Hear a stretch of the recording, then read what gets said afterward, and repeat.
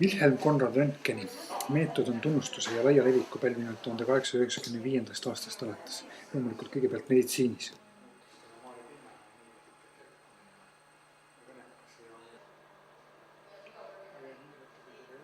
Maalikunsti uuringuis on meetod aktiivses kasutuses viimased 50-60 aastat.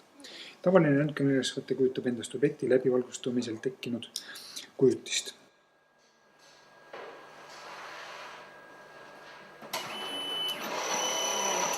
Ja nüüd pilt hakkab sealt ilmuma. Röntgeni uuringul saadud kujutis peegeldab kahjustuste, töövahendite ja materjalide erinevaid jäljestruktuure halli erinevates varjundites.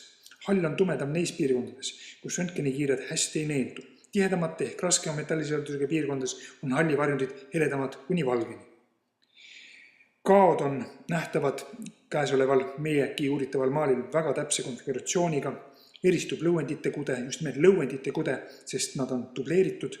Samuti on näha lõuendite pingutatust alusaamile.